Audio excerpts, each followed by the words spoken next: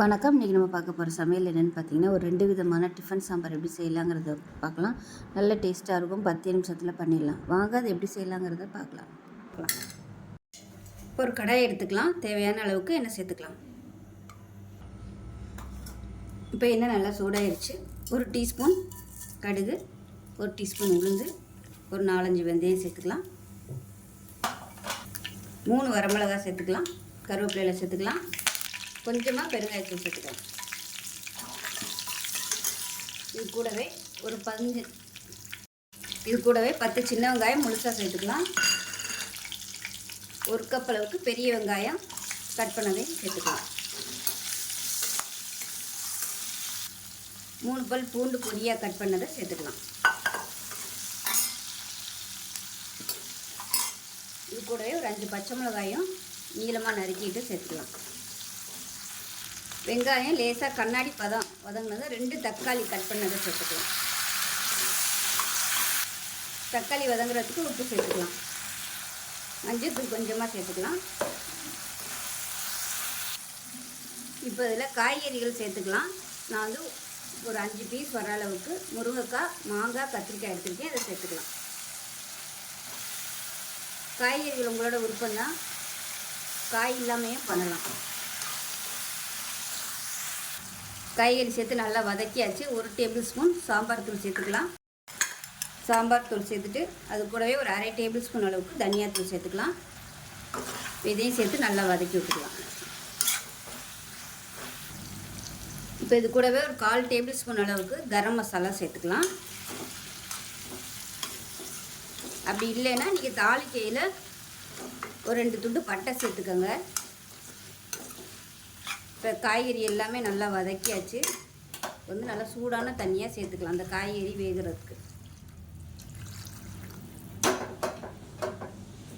நல்லா கலந்து விட்டுட்டு இந்த முருங்கைக்காய், கத்திரிக்காய், மாங்காய் இது எல்லாமே நல்லா வேகட்டும். இப்போ இதில் பார்த்தீங்கன்னா நல்லா ஒரு 3 டேபிள் ஸ்பூன் அளவுக்கு பொட்டுக்கடலை லேசாக வறுத்துட்டு மிக்சியில் போட்டு நல்லா நைஸாக பொடிச்சிட்டு தண்ணி ஊற்றி கரைச்சி வச்சுருக்கிறேன். இப்போ எப்படி இருக்குன்னு பார்க்கலாம். இப்போ பாருங்கள், காய்கறி எல்லாமே நல்லா வெந்திருக்கும். இந்த ஸ்டேஜில் பொட்டுக்கடலை வந்து தண்ணியில் நல்லா கரைச்சி வச்சுருக்கேன். நல்லா கலந்து விட்டுட்டு இப்போ நம்ம இதில் சேர்த்துக்கலாம். சேர்த்துட்டு நல்லா திக்காய் வரும். தேவைப்பட்டால் இன்னும் கூட நீங்கள் தண்ணி சேர்த்துக்கலாம். சேர்க்குறதா இருந்தால் சுடு தண்ணியாக சேர்த்துக்கோங்க. இது கொதிக்க ஆரம்பிச்சிச்சுன்னா திக்னஸ் ஆகி வரும். பார்த்துக்கிட்டு தண்ணி ஊற்றிக்கலாம். இப்போ பாருங்கள், கொதிக்க ஆரம்பிச்சிருச்சு.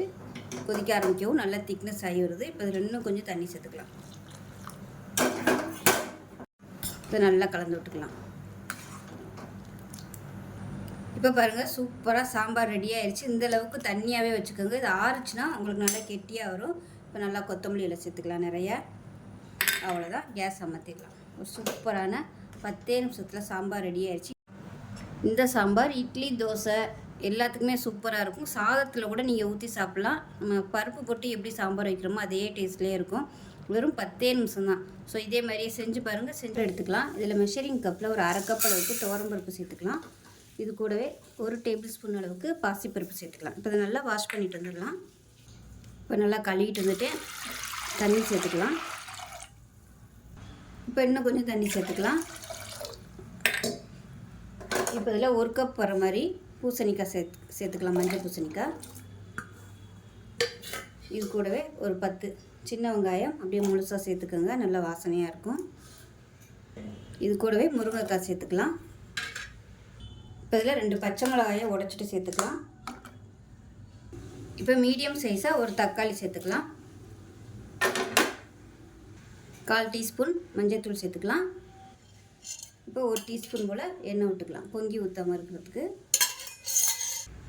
இப்போ இதில் கொஞ்சமாக உப்பு சேர்த்துக்கலாம். இப்போ மூடி வச்சுட்டு நல்லா ஒரு 5 விசில் விட்டுட்டு ஸ்டீம் போனதுக்கப்புறம் பருப்பு எப்படி இருக்குன்னு பார்க்கலாம். இப்போ பாருங்கள், நல்லா சூப்பராக வந்துருச்சு. இப்போ இந்த முருங்கைக்காயை மட்டும் நம்ம எடுத்துகிட்டு மற்ற எல்லாத்தையுமே மசிச்சுக்கலாம். முருங்கைக்காயோடு சேர்த்து மசிச்சோம்னா குச்சி குச்சியாக வந்துடும். அதனால் முருங்கைக்காயை மட்டும் எடுத்துக்கலாம். இப்போ பாருங்கள், முருங்கைக்காய் எல்லாத்தையுமே எடுத்துட்டேன். இப்போ மேஷர் வச்சு நல்லா மசிச்சு விட்டுக்கலாம். நம்ம போட்டிருக்க அந்த பரங்கிக்காய் எல்லாத்தையுமே நல்லா மசிச்சு விட்டுக்கலாம். அப்போ தான் டேஸ்ட்டாக இருக்கும். இப்போ அதாவது பருப்பு, வெங்காயம், தக்காளி எல்லாத்தையுமே நல்லா மசிச்சாச்சு. அவ்வளோதான், தனியாக இருக்கட்டும். இப்போ வேற ஒரு கடாய் வச்சுக்கலாம். தேவையான அளவுக்கு எண்ணெய் சேர்த்துக்கலாம். எண்ணெய் நல்லா சூடாயிருச்சு. 1 டீஸ்பூன் கடுகு உளுந்து சேர்த்துக்கலாம். 1 டீஸ்பூன் சீரகம் சேர்த்துக்கலாம். ஒரு 3 வரமிளகா வாசனைக்காக சேர்த்துக்கலாம். ஒரு 4-5 வெந்தயம் சேர்த்துக்கலாம். கொஞ்சமாக கருவேப்பிலை சேர்த்துக்கலாம். கடுகு எல்லாமே நல்லா பொரிய ஆரம்பிக்குது. இப்போ வெங்காயம் சேர்த்துக்கலாம். ஒரு 10 சின்ன வெங்காயம், ஒரு கைப்பிடி அளவுக்கு பெரிய வெங்காயம் சேர்த்துருக்கேன். பொடியாக நறுக்கிட்டு அதை சேர்த்துக்கலாம்.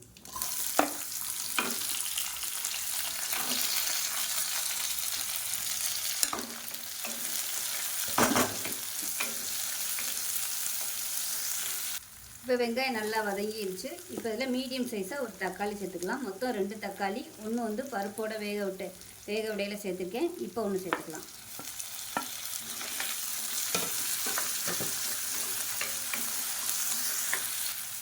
இப்போ பாருங்கள், தக்காளி நல்லா மசிய ஆரம்பிச்சிருச்சு. இந்த ஸ்டேஜில் நம்ம எடுத்து வச்சுருக்க அந்த பருப்பை சேர்த்துக்கலாம். அப்படியே இப்போ தண்ணி சேர்த்துக்கலாம். நல்லா கலந்து விட்டுடலாம். அது நல்லா கலந்து விட்டுட்டு கொதிக்கட்டும். இப்போ நம்ம எடுத்து வச்சுருக்க அந்த முருங்கைக்காயை சேர்த்துக்கலாம். இப்போ நல்லா கொதி வர ஆரம்பிக்கட்டும். இப்போ பாருங்கள், நல்லா கொதிக்க ஆரம்பிச்சிருச்சு. இந்த ஸ்டேஜில் நம்ம வறுத்து வச்சுருக்கோம் இல்லையா, அந்த பொடியிலேருந்து நல்லா ஒரு 2 டீஸ்பூன் அளவுக்கு சேர்த்துக்கலாம். இந்த அளவுக்கு சேர்த்துக்கோங்க. சேர்த்துட்டு மிச்சத்தை அடுத்த தடவை யூஸ் பண்ணிக்கலாம். இப்போ நல்லா கலந்து விட்டுக்கலாம். இது நீங்கள் தண்ணியில் கரைச்சிட்டு கூட நீங்கள் சேர்த்துக்கலாம். நல்லா மிக்சிங் ஆயிரும். இப்போ இதில் உப்பு சேர்த்துக்கலாம். உங்களுக்கு அந்த மசாலா டேஸ்ட்டை பார்த்துக்கிட்டு இன்னும் கூட பொடி தேவைப்பட்டுச்சுன்னா சேர்த்துக்கோங்க. நான் வந்து இன்னும் ஒரு டீஸ்பூன் சேர்த்துக்கிறேன். இந்த மாதிரி தூணாப்பில் விட்டுக்கோங்க. அப்போ தான் சீக்கிரமாகவே மிக்சிங் ஆகும். இல்லைன்னா தண்ணியில் கரைச்சிட்டு சேர்த்துக்கோங்க. இப்போ பாருங்கள், சாம்பார் சூப்பராக ரெடி ஆயிடுச்சு. கெட்டியாகிடுச்சுன்னா சுடு தண்ணி கலந்து கொதிக்க விட்டுக்கோங்க. இப்போ மேலாப்பில் கொத்தமல்லியில் சேர்த்துட்டு மாற்றிடலாம். ஸோ இது மாதிரி ஒரு தடவை சாம்பார் செஞ்சு பாருங்கள். டேஸ்ட்டு சூப்பராக இருக்கும். நீங்கள் இதே மெத்தடில் வெறும் பாசிப்பருப்பில் கூட செய்யலாம். பாசிப்பருப்பு அதிகமாக போட்டு துவரம் பருப்பு கொஞ்சமாக போட்டு கூட செய்யலாம், நல்லாயிருக்கும். ஸோ அவ்வளோதான். இந்த வீடியோ பிடிச்சிச்சுன்னா லைக் பண்ணுங்கள், கமெண்ட் பண்ணுங்கள், சேனலை சப்ஸ்கிரைப் பண்ணுங்கள், பக்கத்தில் பெல் பட்டனை ப்ரெஸ் பண்ணுங்கள். நன்றி.